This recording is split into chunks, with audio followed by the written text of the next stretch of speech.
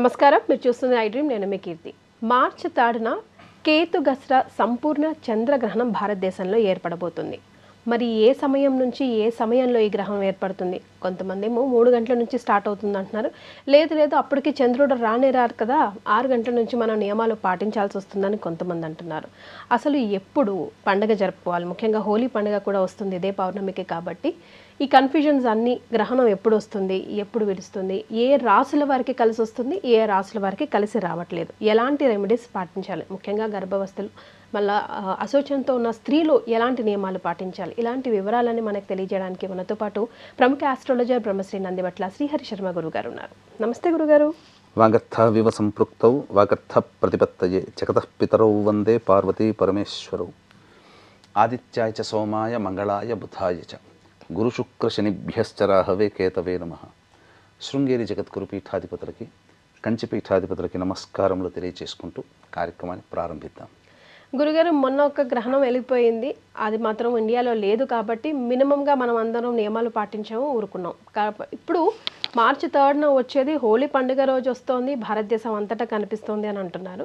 అయితే కన్ఫ్యూజన్ చాలా ఉంది గురుగారు. ఎప్పటి నుంచి నియమాలు పాటించాలి, అసలు ఎలాంటి నియమాలు పాటించాలి, ఎప్పటిదాకా పాటించాలి అన్నది ఒక్కొక్క ప్రశ్న వారీగా నేను అడుగుతాను. అన్నిటికీ సమాధానం తెలియజేయాల్సింది కోరుకుంటున్నాం. ముందుగా అసలు ఈ గ్రహణం గురించి చెప్పండి గురుగారు. ఎప్పుడు వస్తుంది, ఏం కథ? తప్పకుండానమ్మా. గ్రహణము కేతుగ్రస్త సంపూర్ణ గ్రస్తోదయ చంద్రగ్రహణం అన్ని పార్ట్స్ ఆఫ్ ఇండియాలో కనిపిస్తుంది గురుగారు. భారతదేశం మొత్తంలో కనిపిస్తుంది. గ్రస్తోదయ చంద్రగ్రహణం అని ఎందుకన్నామనంటే, ఈ గ్రహణం ఏర్పడుతుంది మధ్యాహ్నం 3 గంటల 19 నిమిషాల నుంచి 6 గంటల 47 నిమిషాలు సాయంకాలం వరకు ఈ గ్రహణం ఉంటుంది. కానీ చంద్రుడు ఉదయించడం అనేటువంటిది 6 గంటల 19 నిమిషాలకి ప్రారంభమవుతుంది. కాబట్టి మనకు ఈ యొక్క సిద్ధాంతకర్తల్లో దృక్సిద్ధాంతకర్తలు సంబంధించినటువంటిది కనిపించే సమయానికే మనం లెక్క తీసుకోవాలి. కాబట్టి 6 గంటల 19 నుంచి 6 గంటల 47 నిమిషాల మధ్య కాలమే మనం పట్టు విడుపు స్నానము కానీ, గ్రహణ పూజలు కానీ, నివారణ పూజలు కానీ, లేదా ఏదైనా ఆరాధన కానీ చేసుకోవాలని ఒక సంబంధించినటువంటి వారి అభిప్రాయం. కానీ వాస్తవానికైతే మనం గమనించుకోవాల్సింది, మధ్యాహ్నం కూడా ఏర్పడుతున్నటువంటి గ్రహణం కాబట్టి చంద్రుడు మనకు కనబడ్డాడు. కాబట్టి చంద్రగ్రహణం అనేది ప్రారంభమవుతుంది. అన్నిటికంటే మనం లెక్క తీసుకోవాల్సినటువంటిది గ్రహణ సమయమే మనకి ఇంపార్టెంట్ తప్ప ఎన్ని గంటలకు కనబడుతుంది మీనమేషాలు వేసుకుంటూ లెక్కలు కట్టుకుని ఏం చేస్తామమ్మా? అసలు గ్రహణం సంబంధించినటువంటి కాలమే అమూల్యమైనటువంటి కాలం. ఎందుకనంటే మనము మామూలుగా ఇంట్లో కూర్చొని శ్రీరామ లేదా ఒక లలితా సహస్రనామము 1000 సార్లు చేస్తే ఎంత ఫలితం వస్తుందో, ఈ గ్రహణ సమయంలో ఒక్కసారి చేస్తే అంత ఫలితం వస్తుంది. అటువంటి కాలాన్ని మనం వినియోగించుకోవాలనే ఆలోచన చేసుకోవాలి తప్ప ఇది లెక్క కాదు, ఈ లెక్కే కరెక్టు, ఇది కాదమ్మా. వాస్తవానికి ఎక్కడైనా కానీ అమెరికా లాంటి దేశాలలో ఈ గ్రహణం కనబడదు. మన భారతదేశంలో కనబడుతుంది. స్విట్జర్లాండ్ దేశాల్లో కొద్దిగా కనబడుతుంది, చైనా దేశాల్లో కొద్దిగా కనబడుతుంది. కాబట్టి మన వాళ్ళు ఎవరైనా ఆయా దేశాల్లో ఉన్న వాళ్ళైతే వాళ్ళకి ఇది వర్తిస్తుంది. మన భారతదేశంలో ఉన్న వాళ్ళకి అందరికీ కూడా వర్తిస్తుంది. కానీ లెక్క ప్రకారం మన యొక్క హైదరాబాదు, ఇతర ఆంధ్ర ప్రాంతము, తెలంగాణ ప్రాంతంలో సాయంకాలం కనబడుతుంది చంద్రోదయం తర్వాత. కాబట్టి ఆ విధంగా లెక్క వేసుకుంటున్నారు. కానీ వాస్తవానికి 3 గంటల 19 నిమిషాలకి ప్రారంభమవుతుంది. కాబట్టి లెక్క తీసుకోగలిగితే 3 గంటల 19 నుంచి ఉపాసనా పరులు. ఇది గ్రహణం అనేటువంటిది ఎవరి కోసము? ఉపాసనలు తీసుకోవడానికి, ఆల్రెడీ గురువుగారు ఇచ్చిన మంత్రాలని ఉపదేశం తీసుకున్నది, మళ్ళీ మాలిన్యం దోషం కలగకుండా వాటిని చక్కగా పవిత్రంగా ఉంచుకోవడం కోసం, గొప్పదైనటువంటి దైవిక శక్తుల్ని పొందడం కోసం మనం చేసుకునేటువంటి గ్రహణం. ఇంతే తప్ప ఇంకా కొంతమంది నెగిటివ్ ప్రాపగండా కూడా జరుపుతున్నారమ్మా. అంటే మనం చూసామంటే అనేక ప్రసార మాధ్యమాల్లో మనం థంబ్నెయిల్స్ చూస్తే, ఎందుకంటే ఈ రోజుల్లో థంబ్నెయిల్స్ చూస్తే జడ్జిమెంట్ అట్లా రాస్తారు. ఈ 4 రాష్ట్రాల వారికి మృత్యుగండం, ఈ 4 రాష్ట్రాల వాళ్ళు వీధిన పడతారు, తస్మాత్ జాగ్రత్త. అసలు ఈ 4 రాష్ట్రాల వారికి గొప్ప రాజయోగం, పదవీ యోగం, చక్రవర్తులు అవుతారు, ధనధాన్యాధిపతులు అవుతారు. వాస్తవానికి గ్రహణ ప్రభావం వల్ల ఎటువంటి ఇబ్బందులు ఉండవమ్మా. అంత సీన్ లేదమ్మా.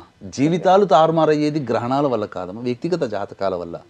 గ్రహణ ప్రభావం అనేటువంటిది దేనికోసం అనంటే, మనకు సంబంధించి ఈ యొక్క సృష్టిలో గ్రహణం అనేటువంటిది అంతరిక్షంలో జరిగే ఒక అద్భుతమైనటువంటి దృశ్య కావ్యం. దీని ప్రభావం వలన ప్రకృతిలో జరిగేటువంటి విపత్తులని సంబంధించినటువంటి ఉపద్రవాల్ని సూచిస్తాయి. అంటే భూకంపాలు కానీ, సునామీలు కానీ, యుద్ధాలు కానీ, కొన్ని ఆర్థికపరమైనటువంటి ప్రపంచవ్యాప్తంగా ఆర్థిక పరిస్థితులు కానీ ఇలా ఏదైనా ప్రపంచ మానవాళికి సంబంధించినటువంటి ఇబ్బందులు కలుగుతాయి తప్ప వ్యక్తిగత జాతకాన్ని అత్యంత ప్రభావితం చేసేటువంటి గ్రహణం కాదమ్మా.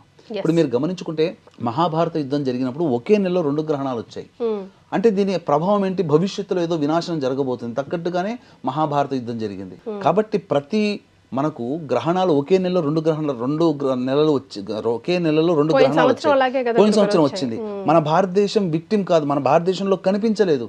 కానీ విక్టిమ్ అయింది ఎవరమ్మా? మన భారతదేశం. పెహల్గాం దాడిలో అమాయకులైన 26 మంది ప్రాణాలను పోగొట్టుకున్నాం కదా.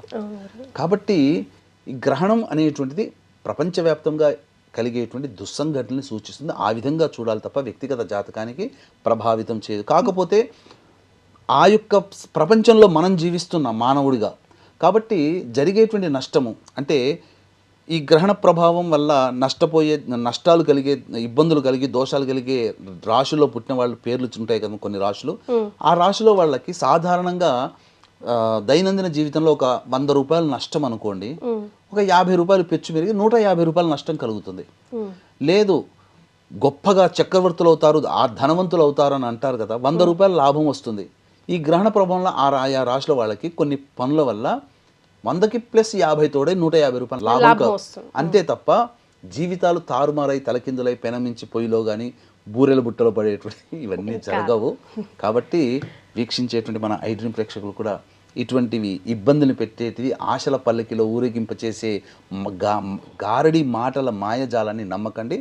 కాకపోతే నష్టం ఉందని చెప్తున్నారు కదమ్మా, ఈ నష్ట నివారణ కూడా జరిపించుకోవచ్చు. ఎందుకనంటే ఈ నష్ట నివారణ జరిపించుకునేటువంటిది ఆయా రాశుల్లో జన్మించిన వాళ్ళకి ఇబ్బంది కలుగుతుందన్నప్పుడు ఆ సమయంలో దేవతా ఆరాధనలు, ఇష్టదేవత ఆరాధనలు, గురుగారు ఇచ్చిన మంత్రోపదేశాలు, విష్ణు శివ లలిత సహస్రనామ పారాయణాలు, లేకపోతే కాలభైరవాష్టకం దత్తాష్టకాలు పారాయణాలు చేయడం, గురుచరిత్ర పారాయణాలు చేయడం, ఇలాంటివి చేసుకుంటే నష్టం కలిగే రాశుల్లో జన్మించిన వాళ్ళకి నష్టము జరగకుండా 100కి 150 రూపాయలు నష్టం జరిగే బదులు 100కి ఒక 10 రూపాయలు నష్టం కలిగి 110 రూపాయలు తక్కువ నష్టంతో బయటపడతారు. అందుకని దీన్ని దృష్టిలో పెట్టుకుని ఈ యొక్క సింహరాశిలో గ్రహణం ఏర్పడుతుంది పుబ్బా నక్షత్రంలో. కాబట్టి దీన్ని బేస్ చేసుకుని మేష వృషభ కర్కాటక సింహ కన్య ధనుస్సు మకర కుంభరాశుల వారికి కొన్ని ఇబ్బందికర పరిస్థితులు సాధారణంగా కొద్దిగా ఎక్కువగా ఉంటాయి. కాబట్టి మన పీఠం ఆధ్వర్యంలో 4వ తారీఖు రోజున సాయంకాలం 6 గంటలకి ఈ యొక్క ఈ రాశిలో జన్మించిన వాళ్ళకి గ్రహణ దోష నివారణ పూజలు హోమాలు జరిపించి శక్తిపాతం చేసినటువంటి కరుంగలి మాలు ఇవ్వడం జరుగుతుంది. 4వ తారీఖు సాయంకాలం 5 గంటల లోపల గోత్రనామాదులు నమోదు చేసుకోవచ్చు. ఇది ఈ అరుదైన అవకాశాన్ని వినియోగించుకోవాలని నేను కూడా మనస్ఫూర్తిగా కోరుకుంటున్నాను. గురుగారు, ఇందాక మీరు మాటల్లో చెప్పినట్టుగా మరి ఈ గ్రహణం వల్ల ఎలాంటి విపత్తులైనా ప్రకృతి విపత్తులైనా వచ్చే అవకాశాలు ఉన్నాయంటారా? కొంత విపత్తులు వచ్చే అవకాశాలు ఉంటాయి. ఇప్పుడు ప్రస్తుతం నడుస్తున్నటువంటి సమాజంలో ప్రపంచవ్యాప్తంగా కొన్ని యుద్ధ మేఘాలు అనేటువంటివి కమ్ముకున్నాయి, ఆల్రెడీ జరుగుతున్నాయి. అంటే ఏంటి? సింహరాశిలో ఏర్పడుతుంది. సింహరాశి అంటే రవి. రవి అంటే ఏంటి? పెత్తనాన్ని చెలాయించేటువంటి గ్రహము, పెద్ద గ్రహము, రాజు లాంటి వాడు. కాబట్టి ప్రపంచవ్యాప్తంగా పెద్దన్న పాత్ర పోషించే దేశమైనటువంటి అమెరికా లాంటి పెద్ద ఆర్థిక పురోగతి పొందినటువంటి దేశాల్లో కొన్ని ఇబ్బందికర పరిస్థితులు, దేశాధ్యక్షులు మారడం కానీ, లేదా అధ్యక్షులు గొప్పగా పేరు పొందినటువంటి ప్రఖ్యాత దేశ అధ్యక్షుల యొక్క మరణం కానీ సూచించబడుతుంది. దీనికి తగ్గట్టుగానే మనకు ఒక వార్త నిజమో కాదో తెలియదు, ఒక వార్త మాత్రం హల్చల్ చేస్తుంది. ఇరాన్ అధ్యక్షుడు ఖమైనీ మృతి చెందినట్టు కానీ నిర్ణయించలేదు, ఇంకా అఫీషియల్ లేదు, కానీ ఒక వార్త హల్చల్. అంటే ఇలాంటివి జరగవచ్చు. లేదా భూకంపాలు, ఇంతకుముందు చెప్పుకున్నట్టుగా సునామీలు కానీ, ఏ విధమైన కానీ ఇబ్బందులు. ఆల్రెడీ యుద్ధం నడుస్తున్నటువంటి ఉక్రెయిన్ రష్యా కావచ్చు, పాకిస్తాన్ ఆఫ్ఘనిస్తాన్ కావచ్చు, లేదా ఇరాన్ అమెరికా కావచ్చు, చైనా తైవాన్ కావచ్చు, ఇలా కొన్ని దేశాల్లో యుద్ధ మేఘాలు కమ్ముకుంటున్నాయి. కాబట్టి ఆ యుద్ధ మేఘాలకి తగ్గట్టుగా యుద్ధానికి దగ్గర దాకా వెళ్ళే పరిస్థితులు రావచ్చు. కానీ ఏ యొక్క సంబంధించినటువంటి గ్రహణ ప్రభావం సింహరాశిలో ఏర్పడుతుంది. అగ్నితత్వ రాశి కాబట్టి కాస్త కొంత ప్రపంచవ్యాప్తంగా విపత్తులు వచ్చే అవకాశం భవిష్యత్తులో ఉంటాయి. గురుగారు, మరి ఇప్పుడు కరెక్ట్గా ఏ సమయంలో గర్భిణీ స్త్రీలు కానివ్వండి, లేకపోతే నెలసరి ఇబ్బందులు వచ్చే ఆడవాళ్ళు కానివ్వండి, ఎలాంటి నియమాలు పాటించాలి? ఏ సమయం నుంచి ఏ సమయం వరకు పాటించాలంటారు?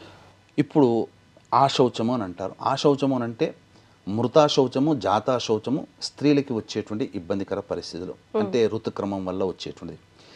అంటే కుటుంబంలో ఎవరైనా పిల్లలు జన్మించినా జన్మతః దోషం ఉంటుంది ఒక 11 రోజుల వరకు. ఎవరైనా మరణించినా మరణించిన దోషం. ఈ సమయంలో గ్రహణం వచ్చిన వాళ్ళు పూజలు చేసుకోవచ్చా లేదా అని చాలా మందికి చేసుకోకూడదు, అస్సలు పనికిరాదు. నాకు దైవనామస్మరణ చేసుకోవచ్చు, కానీ ఈ యొక్క స్త్రీలకి పూజలు లేదంటే దోష నివారణ కోసం పూజలు చేసుకోకూడదు. మీ ఆధ్వర్యం అంటే వేరే వాళ్ళ ఆధ్వర్యం, మీలాంటి గురువు ఆధ్వర్యంలో అయినా సరే పాల్గొనకూడదు, చేసుకోకూడదమ్మా. తర్వాత ఈ సంబంధించినటువంటి ఈ ఆడవాళ్ళకి ఇబ్బంది వస్తుంది కదా, వాళ్ళు కూడా దేవత ఇండ్లు కానీ తుడవడం కానీ ఇంట్లో తిరగడం కానీ చేయకూడదమ్మా, దేవతా పూజలు చేసుకోకూడదు. గర్భిణీ స్త్రీల విషయానికి వచ్చేసరికి ఎంత టైం వరకు గురుగారు? అంటే ఇప్పుడు గ్రహణం వీడిన తర్వాత ఇప్పుడు ఇల్లు అది దేవుడి గది అది క్లీన్ చేసుకోవాలి కదా, దేవుడి గదికి ఆడవాళ్ళు ఎలాగో అప్పుడు చేసుకోవాలి, సో ఇల్లు కూడా తుడుచుకోకూడదమ్మా. ఆడవాళ్ళకి ప్రవేశం లేదు, ఎందుకంటే ఆ 3 రోజుల పాటు సంతోషంగా ఒక చోట రెస్ట్ తీసుకోండమ్మా అని చెప్పడం. దాని బదులు వాళ్ళ బదులు ఇంట్లో ఉన్నటువంటి పెద్దలు ఇల్లుని శుభ్రం చేసుకోవచ్చు. అయితే గర్భిణీ స్త్రీలు ప్రధానంగా ఇక్కడ ప్రధాన పాత్ర. అంటే చాలామందికి ఉన్నటువంటి ఒక అపోహ ఏంటంటే గ్రహణం వచ్చేసరికి గర్భిణీ స్త్రీలు ఇలా కొయ్యలాగా ఇలా కూర్చోవాలి, ఇంకా ఏ పని చేయకూడదు, గాలి కూడా పీల్చుకోకూడదు అన్నంత కఠినమైనటువంటి నిర్ణయాన్ని చెబుతున్నారు. వాస్తవానికి అటువంటిది లేదమ్మా. ప్రశాంతంగా గర్భిణీ స్త్రీలు ఆనందంగా దైవనామస్మరణ చేసుకుంటే దైవానుగ్రహం వల్ల శుభ గ్రహాల యొక్క స్థితిగతులు ఉన్నప్పుడు సంతానం మంచిగా శుభ లక్షణాలతో సంతానం పొందుతారు. కాకపోతే గర్భిణీ స్త్రీలు అనేటువంటివి ఎందుకు ఈ గ్రహణానికి గర్భిణీ స్త్రీలకి ఎక్కువగా లింక్ వస్తుందనంటే గ్రహణం మరి వ్యాధితో పుడతారనే ఒక భయం కాదు, వాస్తవానికి జరుగుతున్నాయమ్మా. ఎందుకనంటే గ్రహణం ఏర్పడుతున్నప్పుడు మన గ్రహణం ఏదైనా కానీ మనకు మామూలు రోజుల్లో అంతరిక్షం నుంచి విషవాయువులు మన భూమి మీద రాకుండా అనేక సంబంధించినటువంటి అడ్డుగోడలు ఉంటాయి. ఈ గ్రహణ సందర్భంలో భూమే ప్రధాన పాత్ర పోషిస్తుంది. కాబట్టి భూమి మీదకి డైరెక్ట్గా అంతరిక్షంలో ఉన్నటువంటి విషవాయువులు మన భూమి మీదకి వస్తాయి. కాబట్టి ఈ గ్రహణ సమయంలో ఎక్కడ బయట తిరగకుండా ఎవరు కూడా చర్మరోగ సంబంధమైనటువంటి వ్యాధులు వస్తాయి. అలాగే భోజన పదార్థాలు తీసుకోకుండా, అలాగే గర్భిణీ స్త్రీలు అనేటువంటి వాళ్ళు బయట ఆ గాలిని పీల్చకండమ్మా, మీ గర్భానికి సంబంధించిన విపత్తు జరుగుతుందని ఇల్లంతా కూడా చక్కగా మూసివేసి కిటికీలు తలుపులన్నీ మూసివేసి హాయిగా ఇంట్లో దైవనామస్మరణ చేసుకుంటూ ఉండమని చెప్పారు. అది 3 గంటల 19 నిమిషాలకు ప్రారంభమవుతుంది, 6 గంటల 45 నిమిషాల వరకు. కాబట్టి చక్కగా ఇంట్లోనే అటు ఇటు తిరగొచ్చమ్మా, ఇలా బిగపట్టుకొని కూర్చోమని ఎక్కడా చెప్పబడలేదు. కాబట్టి అటువంటివి నమ్మకండి, చక్కగా ఆనందంగా గర్భిణీ స్త్రీలు ఉండొచ్చు. కాకపోతే బయట తిరగకండి, బయట గాలి ఈ సమయంలో పీల్చకూడదమ్మా. మరి గురుగారు ఎప్పుడు పట్టు విడుపులు అవుతాయి, తర్వాత ఎలాంటి నియమాలు ఎలాంటి దాన ధర్మాలు చేయాలి, ముఖ్యంగా దేవుడు గది కానీ చిత్రపటాలు కానీ ఏ సమయంలో మనం క్లీన్ చేసుకోవచ్చు? సాయంకాలం సమయంలో మనం చిత్రపటాలు అంతగా తుడుచుకోవడానికి ఇష్టపడం కదా గురువుగారు, లైట్స్ వేసిన తర్వాత. కానీ ఇప్పుడు పరిస్థితి అలాగే వస్తుంది. సో మరి ఏం చేయమంటారు? 3 గంటల 19 నిమిషాలకి సంబంధించి గ్రహణం ప్రారంభమవుతుందమ్మా. శిష్టాచార సంపన్నులు, ఆచారాన్ని పాటించేవాళ్ళు, దైవ అనుగ్రహాన్ని కోరుకోవాలనుకునే వాళ్ళు, జీవితంలో చేసే ప్రతి పనిలో విజయాన్ని పొందాలనుకొని మంచి జరగాలనుకునే వాళ్ళు ఎవరైనా కానీ గ్రహణం ప్రారంభమవుతుంది. గ్రహణం 3 గంటల 19 నిమిషాలకు ప్రారంభమవుతుంది, సాయంకాలం 6 గంటల 47 నిమిషాలకి విమోచనం అయిపోతుంది, గ్రహణం పూర్తవుతుంది. కాబట్టి పట్టు స్నానం 3 గంటల 19 నిమిషాల నుంచి ప్రారంభం చేసుకొని చక్కగా ఇంట్లోనే చక్కగా ఒక చక్కటి ఆసనాన్ని పెట్టుకొని ఇష్టదేవత ఆరాధన, గురువుగారు ఇచ్చిన మంత్రోపదేశము, లలిత విష్ణు శివ సహస్రనామ పారాయణాలు చేసుకోవడం చాలా మంచిది. అయితే ఇంటికి సంబంధించినటువంటిది మనకు కనిపించే గ్రహణం అనేటువంటిది పట్టు విడుపు స్నానానికి ఆచార నియమాలకు లెక్కలో తీసుకోవాలి. కానీ మనకు భారతదేశం వ్యాప్తముగా 3 గంటల 19 నిమిషాలకే ఈ యొక్క గ్రహణం ప్రారంభమవుతుంది. కాబట్టి 3 గంటల 19 నిమిషాల నుంచే ఇంట్లో అన్నీ కూడాను పూజా మందిరంలో చక్కగా తెల్లటి వస్త్రములు దేవతా విగ్రహాలు కానీ చిత్రపటాలు కానీ మనం శుభ్రమైన వస్త్రాన్ని కప్పి ఉంచాలి. ఆ దేవతా విగ్రహాల దగ్గర దర్భపోచలు ఉంచాలి. అలాగే మనం తాగే నీటిలో దర్భపోచలు ఉంచాలి. కూరగాయలు, మాగాయలు ఉంటాయి కదమ్మా, వాటిల్లో దర్భపోచలు, భోజన పదార్థాల దర్భపోచలు, అట్లాగే పూజా మందిరంలో కూడా కొన్ని దర్భపోచలు విగ్రహాల దగ్గర.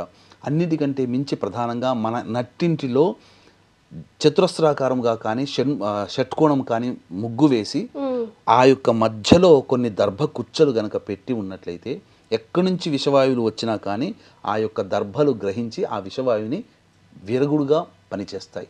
దర్భకి గ్రహణానికి ఇది అమెరికా వాళ్ళ సైంటిస్టులు చెబితే మనం అప్పుడు పాటిస్తున్నాం. మనం చేసే ప్రతి పూజలో కూడా దర్భ లేనిదే మన పూజ జరగదమ్మా. దేవతా పూజ కానీ పితృదేవతా పూజ కానీ అసలు దర్భ పవిత్రాన్ని పెట్టుకొని కానీ తమిళియన్స్ పూజాది కార్యక్రమాలు చేయరు. ఎందుకు అనంటే దర్భకు ఉన్నటువంటి పవిత్రత పవిత్రత అనేటువంటిది దర్భ ద్వారానే వస్తుంది. గురుగారు గడ్డికి దర్భకి డిఫరెన్స్ ఎలా తెలుసుకోవాలి గురుగారు? గడ్డికి దర్భకి ఇది కూడా ఒక గడ్డి జాతిలో ఉన్నటువంటిది. మనకు పూజా స్టోర్లలో కానీ పచారీ షాపులో కానీ దర్భ కట్ట కావాలంటే ఇస్తారమ్మా. ఒక 10-20 రూపాయలు పెడితే ఒక 4-5 వస్తాయి, ఒక 10-15 దాకా వస్తాయి. చక్కగా దాన్ని ఎప్పుడు కూడా వాడుకోవచ్చు అమ్మా, తప్పులేదు. ఇది సంబంధించినటువంటిది. కానీ గరికని తీసుకొని దర్భగా పెట్టుకో. గరికని గణపతికి పూజకి ఈశ్వరుని అభిషేకానికి వాడతారు తప్ప ఆయనకి దర్భ వేయకూడదు, ఇప్పుడు గరిక వేయకూడదు. అంతేనమ్మా. రైట్ గురుగారు, మరి ఏ రాసుల వారికి ఏ గ్రహణం కలిసి వస్తుంది, కలిసి రావట్లేదు? ఎందుకంటే సింహరాశిలో వస్తుంది కాబట్టి వీళ్ళకి అస్సలు బాగాలేదు, రకరకాల భయభ్రాంతులకు గురి చేస్తూ ఉన్నారు. చాలామంది కమెంట్ బాక్స్లో చెప్పండి, మాకేంటి ప్రాబ్లం, మాకేం జరగబోతుంది అని కొంతమంది టెన్షన్ కూడా పడుతున్నారు. సో ఏ రాసుల వారికి గ్రహణం ఎఫెక్ట్ ఉంటుంది, ఉండదు, అసలు ఆ ఎఫెక్ట్ ఉంటుందా? మనం గమనించుకుంటేనమ్మా, చాలామంది ఇప్పుడు ప్రాపగండా తయారైంది. ఏంటంటే గ్రహణం వచ్చిందనంటే కొన్ని రాశుల వారికి మంచి, కొన్ని రాశుల వారికి చెడు సాధారణంగా జీవితంలో జరిగేటువంటిది. చూస్తే ఏమవుతుంది గురుగారు, కొన్ని రాశుల వారు గ్రహణం చూడకూడదు అని కూడా అంటున్నారు. ముఖ్యంగా సింహరాశి ఉంది అందులో. ఈ గ్రహణం అనేటువంటిది దోషయుక్తంతో ఉన్నట్టు కొన్ని రాశిలో జన్మించడం, ఎందుకంటే సింహరాశిలో ఏర్పడుతుంది, పుబ్బా నక్షత్రంలో వస్తుంది. కాబట్టి పుబ్బా నక్షత్రము అనుజన్మతారులైనటువంటి పూర్వాషాఢ భరణి నక్షత్ర జాతకులు, సింహరాశిలో ఉన్నటువంటి అనగా మఖ పుబ్బ ఉత్తర నక్షత్ర జాతకులు ఈ సంబంధించినటువంటి గ్రహణాన్ని చూడకూడదు. చూస్తే ఏమవుతుందనంటే గ్రహణ దోషం అనేటువంటిది ఎక్కువగా ఉంటుంది, అంతే తప్ప ఇంపాక్ట్ ఎక్కువగా ఉంటుంది. ఇప్పుడు మనకు సంబంధించి ఒక వ్యక్తికి ఒక చిన్న ఎగ్జాంపుల్గా మనం తీసుకుందామమ్మా. భయభ్రాంతులకు గురయ్యేటువంటి ఆపరేషన్ చూశాడు అనుకో, భయస్థుడు ఆపరేషన్ చూస్తే ఇంకా భయం పట్టుకుంటాడు. ఇంజక్షన్ ఇచ్చేవాడికి దాని బాధ తెలియచేసే విధంగా బాధ కలిగేటట్టుగా చూపించామనుకోండి, అసలు మందే తీసుకోడు, ఇంజక్షనే తీసుకోడు. అలాంటిది దోషం అనేటువంటిది ఈ రాశిలో జన్మించిన వాళ్ళకి డైరెక్ట్గా దాన్ని చూస్తే ఇంకా దోషం ఎక్కువగా ఉంటుంది. ఇది ఒకటి. ఈ సింహరాశిలో ఏర్పడుతుంది కాబట్టి సింహరాశిని బేస్ చేసుకొని శుభం కలిగేటువంటి రాశులు మొదలు చెప్పుకుందాం. అంటే మిథున రాశి వారికి, తులా రాశి వారికి, వృశ్చిక రాశి వారికి, మీన రాశి వారికి శుభ ఫలితాలు కలుగుతాయి. అశుభ ఫలితాలు ఏ రాశుల వారికి ఉన్నాయో తెలుసుకుందాం. మేషము, వృషభము, కర్కాటకము, సింహము, కన్య, ధనుస్సు, మకర, కుంభరాశిలో జన్మించిన వాళ్ళకి ఇబ్బంది. అయితే ఇక్కడ చిన్న మనం తెలియచేయాల్సింది మన ఐడియన్ ప్రేక్షకులకి, చాలామంది ఈ థంబ్నెయిల్స్లో ప్రసార మాధ్యమాల్లో ఏమని చెప్తున్నారంటే, ఈ రాశిలో కనుక జన్మిస్తే ఈ గ్రహణానికి సంబంధించిన వాళ్ళకి, ఈ రాశిలో వాళ్ళకి అద్భుత రాజయోగాలు, చక్రవర్తిత్వము, కుబేరులు అవుతారు. ఏం జరగదమ్మా. అట్లంటే అందరూ అంబానీల పక్కన కూర్చోవాల్సి వచ్చేది. ఇంకా మొత్తం మరణగండము, నాశనం అయిపోతారు, ఇక మీకు దిక్కు లేదు, మొక్కు లేదు, అసలు మీ జీవితమే తలకిద్దులు అవుతుంది. అట్లాంటప్పుడు ఇప్పుడు సంబంధించి అంబానీ మకర రాశిలో పుట్టాడమ్మా, మరి ఏమన్నా ఇబ్బంది అవుతుంది ఆయనకి? కుబేరుడే కదా. కాబట్టి ఇవన్నీ తప్పమ్మా. కాకపోతే మంచిగా గొప్పగా ఉండేటువంటి రాశిలో జన్మించిన వాళ్ళకి ఏంటంటే 100 రూపాయలు దైనందిన జీవితంలో లాభం పొందితే ఆ గ్రహణ సందర్భంగా కొన్ని రోజుల్లో పాటు 100కి ప్లస్ ఒక 50 రూపాయలు కలిసి 150 రూపాయల లాభం. నష్టం కలుగుతుంది అన్నటువంటి రాశిలో వాళ్ళకి ఏంటంటే ఈ సంబంధించినటువంటి 150 రూపాయలు నష్టపోతారు, 100 రూపాయలు నష్టమయ్యే పెద్దగా ఏమవుతుందమ్మా. రైట్ గురుగారు, మరి ఏ రాశుల వారు ఎలాంటి దాన ధర్మాలు చేయాలి గ్రహణానంతరం? ముఖ్యంగా అసలు ఎవరు చేసినా గ్రహణం తర్వాత దానం చాలా మంచిది అంటారు కదా గురుగారు, ఏమేమి దానం చేయాలి? ఇప్పుడు ఎందుకు ఈ రాశుల వారికి ఇంపాక్ట్ కలుగుతుందో తెలియజేస్తాను. ఎందుకంటే ఈ గ్రహణంతో పాటుగా శని, ఏలినాడు శని ప్రభావం కూడా, శని దోషం కూడా కొన్ని రాశులు కలుస్తున్నాయి. ఎందుకంటే మేషరాశి వారికి ఏలినాడు శని ఉంది ఒకటి, తర్వాత కర్కాటక రాశి వారికి యోగ శని, సింహరాశి వారికి అష్టమ శని, కన్యా రాశి వారికి దాంపత్య శని, కుంభరాశి వారికి ఏలినాడు శని, అలాగే ధనుస్సు రాశి వారికి అర్ధాష్టమ శని. ఇప్పుడు ఈ గ్రహణ ప్రభావం వల్ల ఏ రాశుల వారికి ఉంది అని అంటే ఆల్మోస్ట్ ఒక వృషభ రాశికి తప్ప మిగతా రాశులు దోషమున్న రాశులు ఏవైతే చెప్పబడి ఉన్నాయో వృషభ రాశికి, మకర రాశికి తప్ప తక్కినటువంటి రాశులకన్నిటికీ గ్రహణ దోష ప్రభావం ఉంటుంది, ప్లస్ ఏలినాడు శని దోష ప్రభావం కూడా ఉంటుంది. కాబట్టే కాస్త దైవ అనుగ్రహాన్ని పొందే ప్రయత్నం. కాబట్టి ఈ గ్రహణం ఏర్పడుతున్నటువంటి సమయంలో ఇప్పుడు ఏవైతే బాగోలేవని చెప్పి రాశులు ఉన్నాయో వాళ్ళందరూ కూడా చక్కగా ఇంట్లోనైనా కానీ ఇష్టదేవత ఆరాధన అస్సలు మిస్ చేసుకోకండి.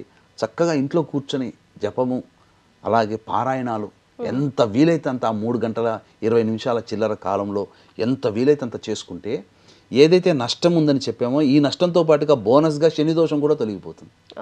కాలభైరవ అష్టకం చదువుకోవచ్చు, శివ విష్ణు లలిత సహస్రనామ పారాయణం చేసుకోవచ్చు ఈ రాశిలో. లేదు ఏ రాశులు అంటే వృషభము, మేషము, వృషభము, కర్కాటకం, సింహము, కన్య, ధనుస్సు, మకర, కుంభరాశులు వీళ్ళందరూ ఈ విధంగా పాటించుకుంటే మంచిది. దీంతో పాటుగా లేదు అవకాశం ఉంది ఇంకా మనం దోష నివారణ జరుపుకోవాలంటే 4వ తారీఖు రోజున గ్రహణ దోష నివారణ పూజలు మన పీఠం ఆధ్వర్యంలో జరపబడుతున్నాయి.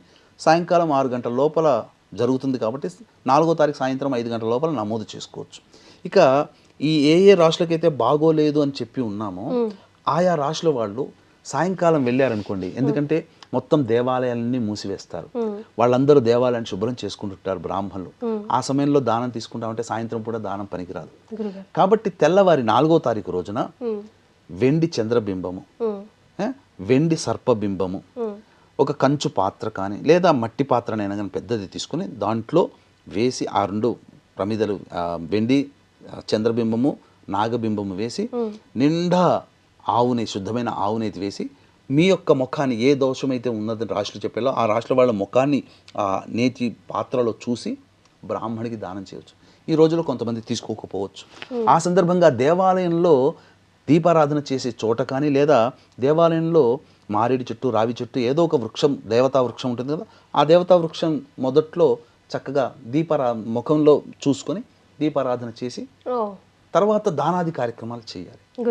ఏం దానాది కార్యక్రమాలు చేయాలి అని అంటే ప్రధానంగా కేతుగ్రస్త గ్రస్తోదయ సంపూర్ణ చంద్రగ్రహణం కాబట్టి బియ్యము, ఉలవలు, మినుములు, గోధుమలు ఎవరి శక్తి కొలది బ్రాహ్మణుడికి 1/4 కిలో కానీ 1/2 కిలో కానీ కిలో కానీ కిలో ఎవరి శక్తి కొలది వాళ్ళు ఇవి. తర్వాత తెల్లటి వస్త్రము, ఎరుపు వస్త్రము మరియు ఏదైనా అన్ని రంగులు కలిసినటువంటి వస్త్రమైనా పర్వాలేదు ఇచ్చి బ్రాహ్మణికి దక్షిణతో సహా ఇచ్చి ఆ దాన సందర్భంగా ఇచ్చేస్తే మంచిది. ఇదే సందర్భంగా ఎక్కువ మంది శని దోష ప్రభావంతో గుడి ఉన్నారు కాబట్టి ఈ యొక్క సంబంధించినటువంటి నల్ల నువ్వులు కూడా దానం చేస్తే మరీ విశేషంగా ఫలితం కలుగుతుంది. వచ్చేసేసి దానం ఇచ్చేసిన తర్వాత వెనక్కి తిరిగి చూడడం, ఇంటికి వచ్చి కాళ్ళు చేతులు కడుక్కొని వీలైతే ఇంటికి వచ్చిన తర్వాత శిరస్నానం చేసి చక్కగా దైనందిన జీవిత కార్యక్రమాల్లో పాల్గొనవచ్చు. ఎస్ గురుగారు, అంతా బాగానే ఉంది కానీ మేమంతా ఆఫీస్లో ఉంటాం. మా కెమెరామెన్లు, మా ఎడిటర్లు, మా ఐసీఓలు అందరూ ఆఫీసులు చుట్టే తిరగాలి. 7 గంటల వరకు బహుశా ఇక్కడే ఉంటాం. మా పరిస్థితి ఏమిటి? పట్టుబిడుపు స్నానాలు మేము చేయలేము. మాతో పాటు ప్రయాణం చేస్తున్న వాళ్ళు కానివ్వండి, పెద్దవాళ్ళు కానివ్వండి, కొంచెం ఇబ్బందులు పడుతున్న వాళ్ళు కానివ్వండి, వ్యాధులతో ఇబ్బంది పడుతున్న వాళ్ళు, వీళ్ళందరూ స్నానాలు చేయలేని వాళ్ళ పరిస్థితి ఏంటి? షార్ట్ కట్ ఏమైనా మా లాంటి వాళ్ళ కోసం ఉందా? తప్పకుండా. అంటే మనకు ధర్మాన్ని పాటించాలి, శాస్త్రాన్ని అనుసరించాలనే కోరిక ఉంటే చాలమ్మా, భగవంతుడు అన్నీ మనకు నెరవేరుస్తాడు. కాకపోతే దీంట్లో అపాయంలో ఉపాయం అని అంటారు. ఇప్పుడు మీరు అన్నారు, అందరూ కూడా దాదాపుగా అందరూ ఇంట్లో ఉండరు ఆ సమయానికి, హాలిడే కాదు ఆ రోజు. పైగా గమనించుకుంటే అందరూ వ్యాపారస్తులు ఉంటారు, మీరు అన్నట్టుగా రోడ్డు మీద ఉండే వాళ్ళు ఉంటారు, పని మీద బయటికి వెళ్ళే వాళ్ళు ఉంటారు, ఆ సమయంలో ఉద్యోగాలు చేసుకునే వాళ్ళు ఉంటారు. వీళ్ళందరికీ ఒక ఏంటంటే చెప్పబడినటువంటిది మనస్ఫూర్తిగా నేను పాటించాలనేటువంటి ఒక ఆలోచన, నమ్మకము, వీటితో పాటుగా ఈ యొక్క 3 గంటల 19 నిమిషాలకి ప్రారంభమవుతుంది కదమ్మా గ్రహణం పట్టు అని, పట్టు స్నానం ఆచరించాలనే భావనతోనే ఉండి శుద్ధమైన జలాన్ని నీటిలో తీసుకొని చల్లుకొని గాయత్రి మంత్రాన్ని 3 సార్లు చల్లుకొని పుండరీకాక్ష పుండరీకాక్ష పుండరీకాక్ష అని 3 సార్లు మొత్తం మన శిరస్సున చల్లుకుంటే స్నానం ఆచరించిన ఫలితం.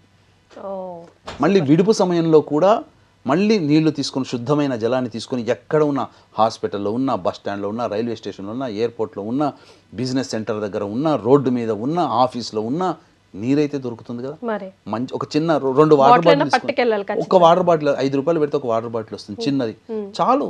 కొద్దిగా జలుపుకొని ఉండి ఆ 3 గంటల 19 నిమిషాలకి నేను చక్కగా స్నానం ఆచరిస్తున్నట్టుగానే భావన చేసుకుంటూ చేసుకోవాలి, చల్లుకోవాలి. తర్వాత ఆ 3 గంటల 19 నుంచి 6 గంటల 40 నిమిషాల్లో ఎప్పుడు ఎప్పుడైనా సమయం దొరికింది అని అంటే ఇష్టదేవత నామస్మరణం, అమ్మవారిదో అయ్యవారిదో ఎవరిదో ఒకరిది, వాళ్ళు ఎవరి దేవుడిని పూజిస్తే ఒక మంత్రం చెప్పండి గురుగారు. పట్టు విడుపు అయ్యే వరకు ఇలా ఈశ్వరుని ఇష్టపడేవాళ్ళు శివాయ నమః, నారాయణుని ఇష్టపడేవాళ్ళు నారాయణాయ నమః, అమ్మవారిని ఇష్టపడేవాళ్ళు శ్రీమాత్రే నమః, చాలు. ఇదే చాలమ్మ, ఇదే మంత్రం. మళ్ళీ 6:47 గుర్తుపెట్టుకొని మళ్ళీ విడుపు స్నానం చేస్తున్నట్టుగా భావన చేసుకొని మళ్ళీ పుండరీకాక్ష గాయత్రి మంత్రంతో 3 సార్లు ఇలా చేసుకుంటే చాలమ్మా. గురుగారు చెప్పేది ఏంటంటే when there is a will there is a way, just search for it and go for it. అంతే కదా గురుగారు? అంతేనమ్మా. గురుగారు, గ్రహణం తర్వాత ఇల్లు తుడుచుకునే విధానం పర్టికులర్గా ఏమైనా ఉందా? ఏ విధంగా తుడుచుకుంటే బాగుంటుందంటారు? పట్టు విడుపు స్నానం అనేటువంటిది చేయాలని చెప్పాం కదమ్మా. ఈ పట్టు విడుపు స్నానంలో కొంతమంది లెక్కల ప్రకారం 6:20 నుంచి 6:45 వరకు, 6:20 సాయంకాలం పట్టు స్నానము, 47 నిమిషాలు విడుపు స్నానం. లేదు మేము పూజ చేసుకుంటాం, దైవతానుగ్రహం, ఆ గ్రహణ సంపూర్ణ సమయాన్ని మేము వినియోగించుకుంటామంటే పట్టు స్నానంగా 3:19 ప్రారంభం చేసి విడుపు అయిపోగానే విడుపు స్నానం చేసి ఈ మధ్యకాలంలో ఇష్టదేవత ఆరాధన చేసుకుంటూ తదనంతరం ఇల్లంతా కూడా శుభ్రపరచుకోవాలి. చక్కగా ఇల్లంతా శుభ్రపరచుకునే విధానంలో మొట్టమొదలు ఇల్లంతా కూడాను చీపురుతో. చిలిపి ప్రశ్న అయినప్పటికీ కూడా ఇది ప్రశ్న గురుగారు. ముందు ఇల్లు శుభ్రం చేసుకోవాలా, దేవుడి గదిని శుభ్రం చేయాలా గ్రహణ అనంతరం? ముఖ్యంగా గ్రహణ అనంతరం మొదలు విడుపు స్నానం అనేటువంటిది చేస్తాం కదా. చేసిన తర్వాత ఇల్లంతా కూడాను శుభ్రపరచుకోవాలి ఫస్ట్.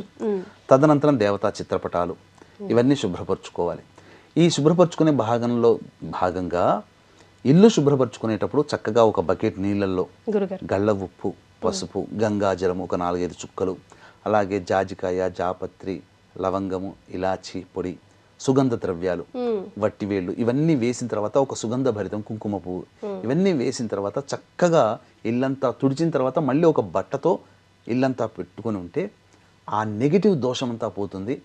చక్కగా పూజా మందిరాన్ని కూడా శుభ్రపరచుకొని పూజంతా చక్కగా మళ్ళీ పూజ చేసుకొని దీపారాధన చేసి పూజ చేసుకొని అప్పుడు ఇంట్లో ధూపం వేస్తే, నేను చెప్తున్నానమ్మా, భోపాల్ గ్యాస్ దుర్ఘటనలో దాదాపు 1962నో 65లోనో జరిగింది. దాదాపు 60,000 మంది పైగా మరణిస్తే ఒక సాంప్రదాయ బ్రాహ్మణ కుటుంబంలో ఎటువంటి ఇబ్బందులు కలగలేదు. కారణం అగ్నిహోత్రం హోమం చేసుకోవడం. అంటే ఆ భోపాల్ గ్యాస్ దుర్ఘటనలో విడుదలైన మీథేన్ వాయువుని ఇతను హోమం చేసుకోవడం ద్వారా వచ్చినటువంటి వాయువే వెలగొట్టగలిగింది.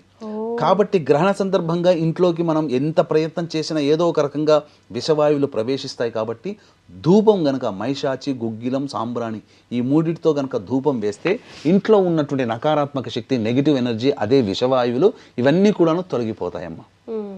సో ఖచ్చితంగా ధూపం పాజిటివ్ ఎనర్జీతో మళ్ళీ ఇల్లు కళకళలాడుతుంది. రైట్ గురుగారు, to sum of the whole topic, but గ్రహణానికి సంబంధించి ప్రేక్షకులకి క్లుప్తంగా ఇంపార్టెంట్ పాయింట్స్గా ఒక మాటగా చెప్పాలంటే ఏం చెప్తారు? గ్రహణ సమయం గ్రహణం అనగానే ఈ రాష్ట్ర వాళ్ళు ఆ రాష్ట్ర వాళ్ళకి ఇబ్బంది అని చెప్పి చేస్తున్నారమ్మా. అది ఏమాత్రం కూడా నమ్మకండి. మీ దైనందిన జీవితంలో మంచే జరుగుతుంది. మంచి జరగడం కోసం, చెడు జరుగుతుంది అనుకోండి, మంచి జరగడం కోసం ఇష్టదేవత ఆరాధన చేయండి. ఈ గ్రహణ సమయం సంవత్సరంలో ఒకసారి వస్తుంది. మళ్ళీ 2026లో ఈ పరాభవనామ సంవత్సరంలో గ్రహణాలు లేవు. కాబట్టి ఉన్న అరుదైనటువంటి అవకాశాన్ని అందరూ సద్వినియోగపరచుకోండి. చక్కగా నా దగ్గరే చేసుకోవాలని ఏమీ లేదు. మీకు చుట్టుపక్కల ఎక్కడ బ్రాహ్మణులు ఉన్నా అక్కడ వాళ్ళు చేసే దాంట్లో కార్యక్రమంలో పాల్గొండి. ఎందుకంటే కొన్ని మంత్ర పరిహారాలు బ్రాహ్మణుడి ద్వారానే చేసుకోవాలి, స్వయంగా చేసుకోలేరు. స్వయంగా చేసుకోగలిగేటువంటి పారాయణాలు. కాబట్టి చక్కగా ఇవన్నీ ఇట్లాంటి అవకాశాలని అందరూ సద్వినియోగపరచుకోవచ్చమ్మా. ఎస్. సో గురుగారి పర్సనల్ అపాయింట్మెంట్ కానివ్వండి, గురుగారు చేసే పూజా కార్యక్రమంలో మీరు స్వయంగా పాల్గొనాలంటే కింద స్క్రోల్ అవుతున్న నంబర్కి కాల్ చేస్తే వివరాలు తెలిసిపోతాయి. చాలా సంతోషం గురుగారు, ధన్యవాదాలు. సర్వం Shri Umamaheshwara పరబ్రహ్మార్పణమస్తు. And for more videos, please subscribe to iDream. Please subscribe to iDream. Please subscribe iDream. And please subscribe to iDream. For more videos, subscribe to iDream. please like, share and subscribe to the channel. Congratulations, iDream. Subscribe to iDream. Subscribe to iDream. So subscribe to iDream Media. iDream ki iDream team andarki huge congratulations. Please subscribe iDream Media. Please subscribe to iDream. Subscribe iDream. Please subscribe to iDream. iDream అంటే నా కళల ఛానల్ను subscribe చేసుకున్నారు, నోరు తిరుగుతలేదు. మీరైతే గంట గుర్తు కొట్టండి. For more such videos, please subscribe to iDream. Subscribe to iDream. Please subscribe to iDream. Please subscribe iDream Media. Please do subscribe to iDream. Please subscribe to iDream Media. For best entertainment and information, please subscribe iDream. And don't forget to subscribe to iDream.